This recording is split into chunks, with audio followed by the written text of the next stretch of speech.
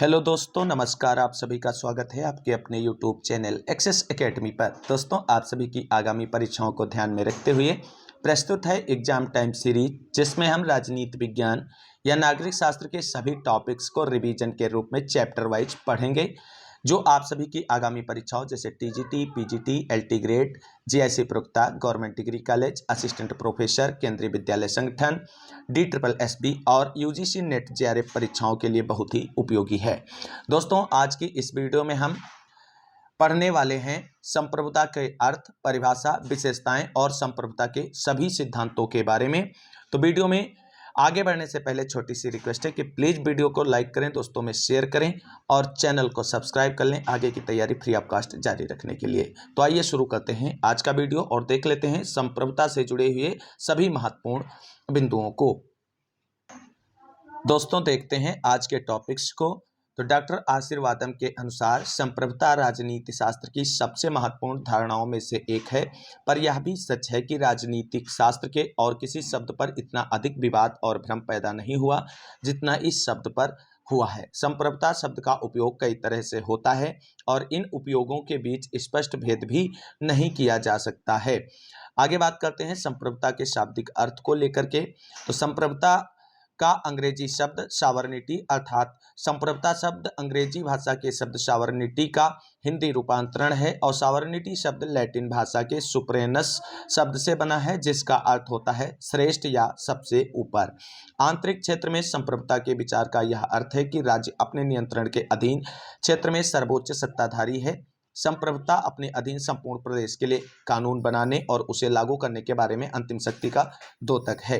वाह्य क्षेत्र में संप्रभुता के विचार का अर्थ राज्य का किसी विदेशी नियंत्रण से मुक्त होना लगाया जाता है। बोंदा ने संप्रभुता को राज्य की सर्वोच्च सत्ता स्वीकार किया, किंतु उसकी सर्वोच्च सत्ता ईश्वरीय नियम, दैवी या प्राकृतिक नियम, नैतिक नियम इत्यादि से सीमित होती है, किंतु मानवीय कानून से ऊपर होती है। अतः बोंदा के अनुसार जो है संप्रभुता अमर्यादित होती है। रूसो ने आधुनिक संप्रभुता की धारणा का जनक माना जाता है। प्रश्न पूछा जाएगा कि आधुनिक संप्रभुता की धारणा का जनक किसे माना जाता है, तो रूसो को माना जाता है।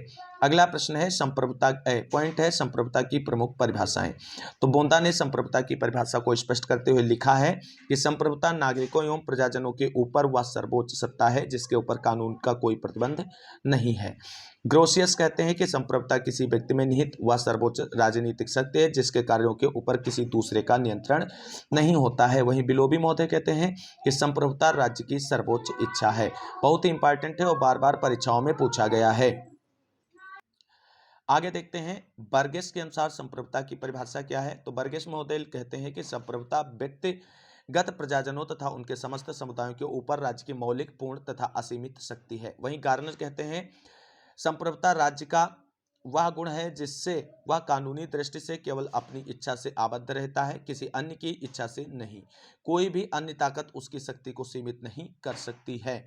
जेलिनेक महोदय कहते हैं कि संप्रभुता राज्य का वह गुण है जिसके कारण वह अपनी इच्छा के अलावा किसी के आदेश के पालन हेतु बाध्य नहीं है। विल्सन महोदय कहते हैं संप्रभुता कानूनों का निर्माण करने एवं प्रभावी बनाने वाली नित्य प्रति की क्रियाशील शक्ति है। पोलक महोदय कहते हैं कि संप्रभुता वह शक्ति है जो ना तो अस्थायी है और ना ही किसी दूसरे द्वारा दी गई है और ना ही वह किसी ऐसे नियम के अधीन है जिन्हें वह बदल ना सके।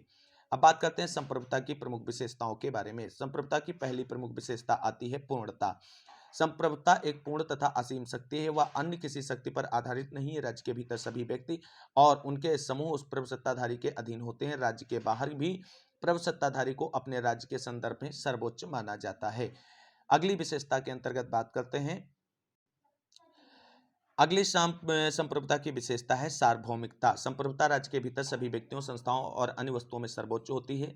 राज्य चाहे तो किसी विषय को अपने अधिकार क्षेत्र से बाहर रख सकता है, परंतु कोई भी व्यक्ति या संगठन राज्य के अधिकार क्षेत्र के अंतर्गत संप्रभुता एक सार्वजनिक तथा एवं सार्वभौमिक शक्ति है।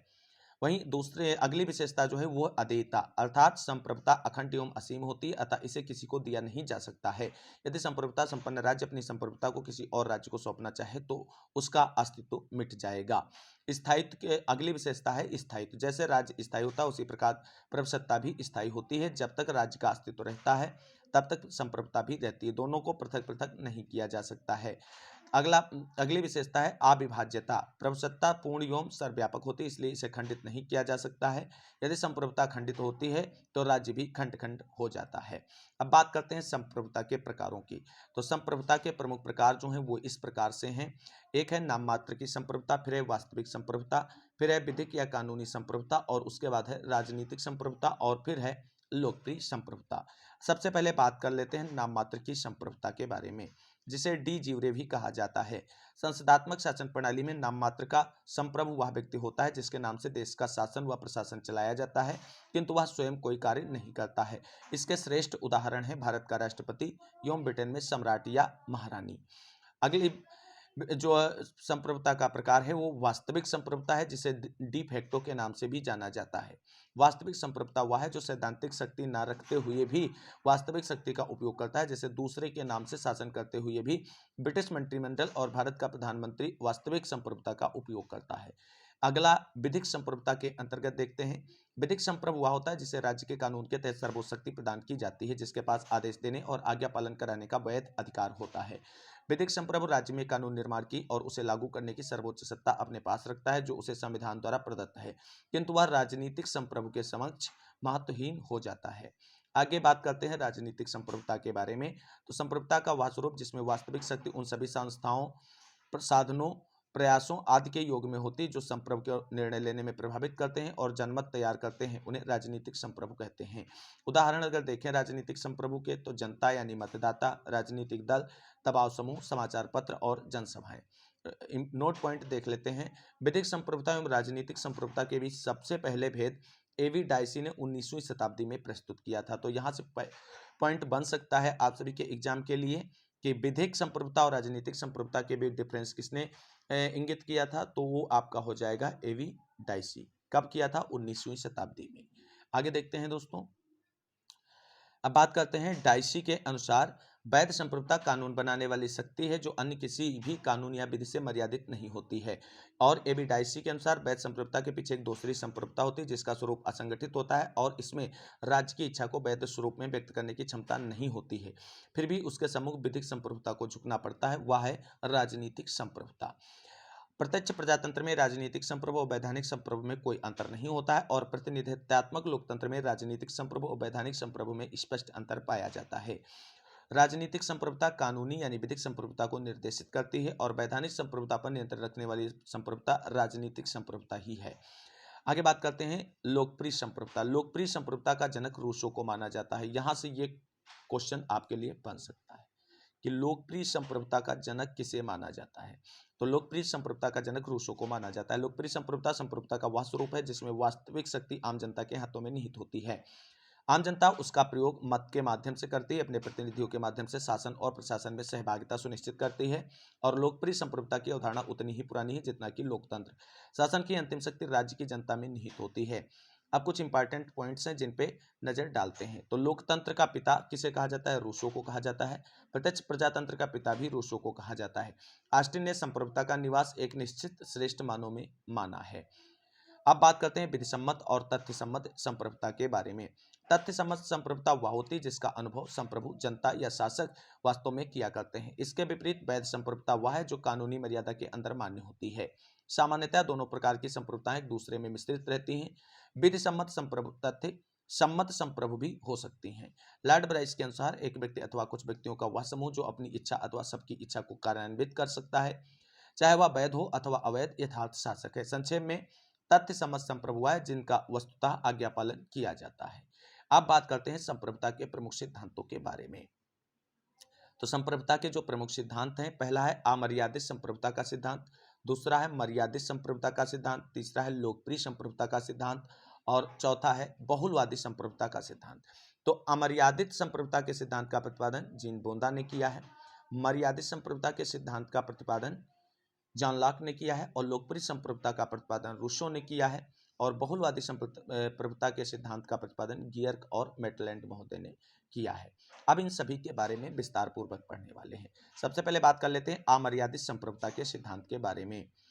तो ऐसा सिद्धांत जो संप्रभुता पर किसी भी प्रकार के अनुशासन को ना माने, अर्थात ऐसा सिद्धांत जिसमें संप्रभुता को अधोलिखित लक्षण से युक्त माना जाए, उसे अमर्यादित संप्रभुता का सिद्धांत कहते हैं। जैसे असीमित मितता और सार्वभौमिकता, अविभाज्यता, स्थायित्व और अद्वितीयता, ये सभी जो हैं कुछ प्रमुख संप्रभुता के विशेषताएं हैं।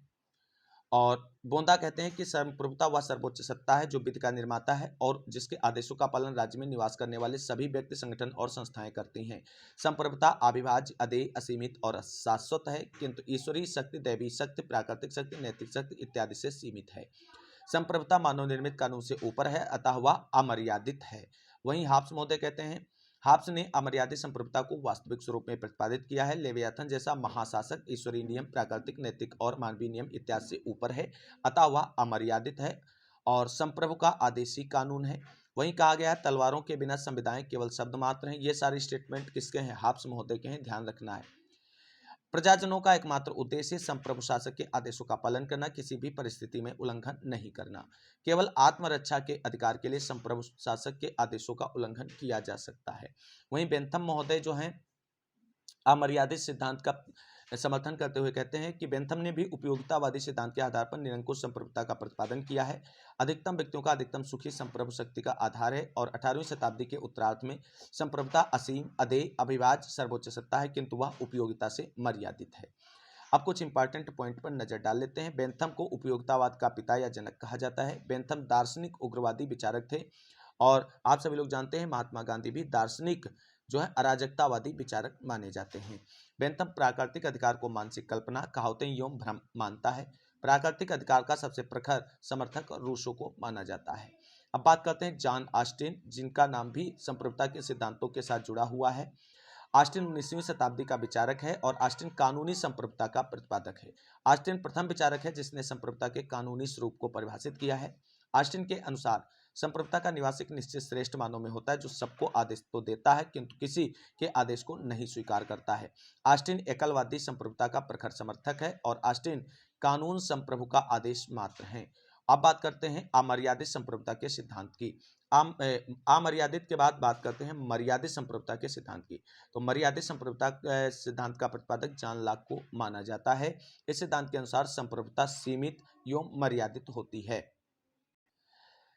संप्रभुता के ऊपर प्रभावी नियंत्रण बना रहता है और यह नियंत्रण दो प्रकार का होता है। पहला है जन सहमत का नियंत्रण और दूसरा है शक्ति विभाजन और उत्तरदायित्व का नियंत्रण। इस सिद्धांत के अनुसार शासन के सभी अंग एक दूसरे को नियंत्रित करते हैं, अतः संप्रभुता अमर्यादित नहीं हो सकती है। लॉक ने अपनी किसी भी रचना में संप्रभुता शब्द का प्रयोग नहीं किया है, बल्कि उसके स्थान पर सर्वोच्च सत्ता शब्द का प्रयोग किया है। लॉक ने विधायिका को शासन का सर्वोच्च अंग माना है और वाहन ने two treatises on civil government को दुनाली बंदूक कहा है, जिसका मुंह एक नली रॉबर्ट फिल्मर की ओर तथा दूसरी नली हाब्स के निरंकुशतावाद की ओर है। मॉन्टेस्क्यू ने अपनी पुस्तक द स्पिरिट ऑफ लॉ जो 1748 ईस्वी में प्रकाशित हुई थी, उसमें मर्यादित संप्रभुता के सिद्धांत का समर्थन किया है तथा सेपरेशन ऑफ पावर के सिद्धांत का भी प्रतिपादन उसने किया है। लॉक ने संप्रभुता पर बाह्य नियंत्रण का समर्थन किया है। अब बात करते हैं लोकप्रिय संप्रभुता के सिद्धांत के बारे में। लोकप्रिय संप्रभुता का अर्थ मतदाता की शक्ति जो आम निर्वाचनों के समय व्यक्त होती है। सामान्य भाषा में इसे जनता की शक्ति कहा जाता है, लेकिन यह स्पष्ट करना कठिन है कि जनता क्या है। राजनीतिक चेतना से प्रभावित जनता में ही लोक संप्रभुता निहित होती है। इस सिद्धांत के अनुसार शासन की सर्वोच्च सत्ता का निवास आम जनता में होता है, जिसका प्रयोग वह मतदान के माध्यम से करता है। मध्य युग में मार्सिलियो ऑफ पेडुआ और विलियम ऑफ ओकम ने लोक संप्रभुता का नारा धर्मसत्ता एवं निरंकुश राजसत्ता दोनों के विरुद्ध किया था। 17वीं शताब्दी में आल्थुसियस ने भी लोकप्रिय संप्रभुता का पक्ष लिया। वहीं आधुनिक काल यानी 18वीं शताब्दी में सर्वप्रथम फ्रांसीसी विद्वान रूसो ने ही लोकप्रिय संप्रभुता का उल्लेख किया और यह बताने का प्रयास किया कि यह संप्रभुता लोगों के अंदर निहित लोक कल्याणकारी राजनीतिक एवं सार्वभौम सदिच्छा है, अर्थात उसमें स्वार्थी इच्छाओं का सहयोग नहीं होता है। इस सिद्धांत के अनुसार संप्रभुता किसी व्यक्ति विशेष में निहित नहीं होती, बल्कि सामान्य इच्छा में निहित होती है। सामान्य इच्छा लोगों की वास्तविक इच्छाओं का योग होता है। वहीं गार्नर महोदय, लोक प्रभुता का अर्थ निर्वाचक समूह की जनसंख्या की शक्ति से अधिक कुछ नहीं है। यह उन्हीं देशों में संभव है जहां मताधिकार के माध्यम से जनता के विचार क्रियान्वित होते हैं। अब इंपॉर्टेंट पॉइंट को देखते हैं। लोकप्रिय संप्रभुता का प्रतिपादन मध्ययुग में मार्सिलियो ऑफ पेडुआ या विलियम ऑफ ओकम ने किया था। अब बात कर लेते हैं बहुलवादी संप्रभुता सिद्धांत के बारे में। यह सिद्धांत 20वीं शताब्दी की विचारधारा से संबंधित है और इसके प्रतिपादकों में गियर्क और मेटलैंड का नाम लिया जाता है। इस सिद्धांत के अनुसार संप्रभुता विभाज्य, असीमित है, विभाज्य है, सीमित है, देय है, निरंकुश सत्ता नहीं है और अस्थायी है। बहुलवादी सिद्धांत का समर्थन करते हुए हेसियो कहते हैं कि बहुलवादी राज्य एक ऐसा राज्य है जिसमें सत्ता का केवल एक ही स्रोत नहीं है, यह विभिन्न क्षेत्रों में विभाजनीय है और इसे विभाजित किया जाना चाहिए। लिंडसे कहते हैं, यदि हम तथ्यों का अवलोकन करें तो यह स्पष्ट हो जाता है कि संप्रभुता के सिद्धांत का अंत हो चुका है। बारकर कहते हैं, कोई भी राजनीतिक सिद्धांत इतना निष्फल नहीं हुआ है जितना कि प्रभुत्व संपन्न राज्य का सिद्धांत निष्फल हो चुका है। वहीं लास्की कहते हैं, समाज के ढांचे को पूर्ण होने के लिए उसे संघात्मक होना चाहिए। बहुलवाद के विकास में सहायक तत्वों के बारे में चर्चा करते हैं, तो इसमें सबसे पहले आता है हीगलवादी राज्य के विरुद्ध प्रतिक्रिया, दूसरा है राज्य की अयोग्यता, तीसरा है मध्यकालीन संघवादी विचारकों का प्रभाव, चौथा है लोकतंत्र में प्रादेशिक प्रतिनिधित्व की व्यवस्था से असंतोष, अंतर्राष्ट्रीय विचारों का क्रमिक विकास, वित्तशास्त्रीय तत्वों का विकास और श्रमिक वर्गों का विकास। वहीं प्रोफेसर वर्ड बहुलवादी संप्रभुता से केंद्र में पक्षाघात या लकवा तथा दूरवर्ती सिरों पर रक्तहीनता या पांडुरोग कहा जाता है। प्रमुख बहुलवादी विचारकों में जिनका नाम सम्मिलित है वो है Gierke, Maitland, Figgis, Duguit, Krabbe, Paul Boncour, A D Lindsay, Durkheim, Miss Follett, Ernest Barker, G D H Cole, Harold Laski. राज्य की प्रभुसत्ता पर बहुलवादियों के आक्षेप क्या हैं? जो आक्षेप बहुलवादियों ने राज्य की संप्रभुता पर लगाए हैं वो इस हैं: समाज की वर्तमान स्थिति और रचना के आधार पर, दूसरा है ऐतिहासिक दृष्टिकोण के आधार पर, तीसरा है व्यक्ति के विकास के आधार पर, चौथा है लोकतंत्र के आधार पर, पांचवा है कानून के स्वरूप के आधार पर और छठा है अंतर्राष्ट्रीयता के आधार पर। लास्की कहते हैं कि आवश्यकताओं की दृष्टि से पूर्ण होने के लिए सामाजिक संगठन के ढांचे का स्वरूप संघीय होना चाहिए। वहीं कोल महोदय कहते हैं कि सामूहिक रूप से इन सभी समुदायों के कार्य राज्य की अपेक्षा बहुत अधिक बढ़ जाते हैं। वहीं लास्की कहते हैं, मैं केवल उसी राज्य के प्रति राजभक्ति और निष्ठा रखता हूं, उसी के आदेशों का पालन करता हूं जिस राज्य में मेरा नैतिक विकास पर्याप्त रूप से होता है। हमारा प्रथम कर्तव्य अपने अंतःकरण के प्रति सच्चा रहना है। वहीं क्रैब महोदय कहते हैं, कोई नियम कानून के रूप में इस कारण मान्य नहीं होता कि वह आदेश है या राज्य ने उसे बनाया है। लास्की ने संप्रभुता की धारणा को अंतर्राष्ट्रीय शांति के लिए बहुत अधिक भयावह माना है। उसके अनुसार असीमित एवं अनुत्तरदायी संप्रभुता का सिद्धांत मानवता के हितों से मेल नहीं खाता और जिस प्रकार राजाओं ने दैवीय अधिकार समाप्त हो गए वैसे राज्य की संप्रभुता भी समाप्त हो जाएगी। यदि संप्रभुता का सारा विचार ही सदैव के लिए समाप्त कर दिया जाए तो राजनीति विज्ञान के प्रति यह एक बहुत बड़ी सेवा होगी। अब बात करते हैं बहुलवाद के प्रमुख सिद्धांतों के बारे में। तो पहला है, राज्य केवल एक समुदाय है। लास्की मानते हैं कि समुदायों के अनेक प्रकारों में से राज्य भी एक और अन्य समुदायों की तुलना में वह व्यक्ति की भक्ति है का उच्चतर अधिकारी नहीं है। मेटलैंड ने भी माना है राज्य भी इन्हीं समुदायों में से एक है। दूसरा जो इसके सिद्धांत प्रमुख सिद्धांत है वो राज्य और समाज में अंतर। मैकाइवर, राज्य एक ऐसा संगठन है जिसे समाज का समकालीन या सम विस्तार वाला नहीं कहा जा सकता है। राज्य का निर्माण तो समाज के अंतर्गत एक निश्चित व्यवस्था के रूप में कुछ विशेष उद्देश्यों की प्राप्ति हेतु किया गया है। तीसरा सिद्धांत है नियंत्रित राज्य सत्ता में विश्वास। ब्लंटसली, राज्य सर्वसत्तावान नहीं क्योंकि यह वाह्य क्षेत्र में अन्य राज्यों के अधिकारों से सीमित है और आंतरिक क्षेत्र में वह स्वयं अपनी प्रकृति तथा अपने नागरिकों के अधिकारों से सीमित है। तीसरा सिद्धांत है कानून राज्य से स्वतंत्र और उच्च है। डिग्बिट एवं क्रैब महोदय के अनुसार कानून राज्य से स्वतंत्र और उच्च है। डिग्बिट, विधि राजनीतिक संगठन से स्वतंत्र, उससे श्रेष्ठ और पूर्वकालिक होती है। विधि राज्य को सीमित करती है, राज्य विधि को सीमित नहीं करता। क्रैब कहते हैं कि राज्य विधि का नहीं बल्कि विधि राज्य का निर्माण करती है। अगला जो सिद्धांत है वो है विकेंद्रीकरण में विश्वास और राज्य के अस्तित्व का विरोध नहीं। बहुलवाद एक जनतंत्रात्मक विचारधारा है। और अगला पॉइंट है, बहुलवाद व्यावसायिक प्रतिनिधित्व में विश्वास करता है। व्यावसायिक प्रतिनिधित्व का मुख्य समर्थक जीडीएच कोल को माना जाता है। अब संप्रभुता के बहुलवादी सिद्धांत की आलोचना देख लेते हैं। तो पहला पॉइंट है जिसके आधार पर इसकी आलोचना की जाती है, बहुलवाद का तार्किक निष्कर्ष अराजकता है। बहुलवाद कतिपय भ्रामक धारणाओं पर आधारित है। तीसरा है, सभी समुदाय समान स्तर के नहीं है। चौथा है, बहुलवाद प्रभुत्व के काल्पनिक अद्वैतवादी शत्रु पर आक्रमण करता है। आगे बात करते हैं, बहुलवाद अंतर विरोधों से भरा है। बहुलवाद व्यवस्था में व्यक्ति स्वतंत्र नहीं होगा, राज्य संघों का संगठन नहीं हो सकता। बहुलवाद देशभक्त विरोधी है। बहुलवाद का कानून संबंधी विचार जो है टोटली गलत है और अंतर्राष्ट्रीय के आधार पर संप्रभुता का विरोध उचित नहीं है।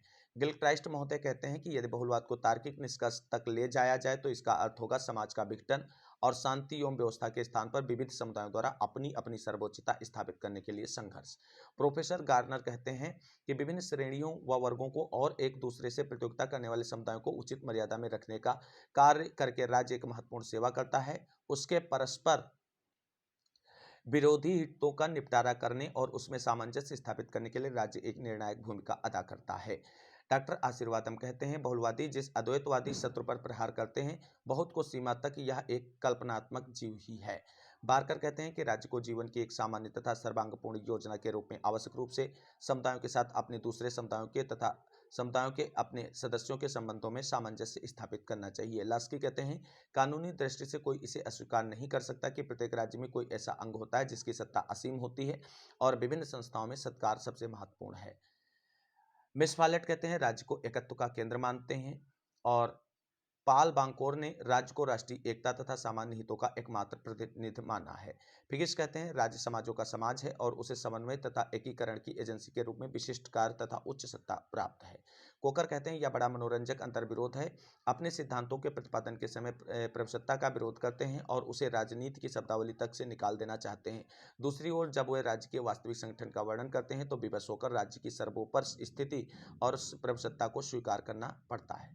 जर्मन कहते हैं, आज जो व्यक्ति राज्य की निरंकुश सत्ता के विरुद्ध आवाज उठा रहे हैं, वह साधारणतः भूल जाते हैं कि पड़ोसियों के अत्याचार से अधिक भीषण अत्याचार कोई नहीं हो सकता है। समुदाय जितना छोटा होगा, आपके जीवन और कार्यों पर उतना ही कठोर नियंत्रण होगा। अब बहुलवादी सिद्धांत के महत्व पर जरा नजर डाल लेते हैं। तो इसके महत्व को स्पष्ट करते हुए W.Y. इलियट कहते हैं कि बहुलवादी समाज में राज्य रूपी दानों का स्थान समुदाय रूपी दानों ले लेंगे।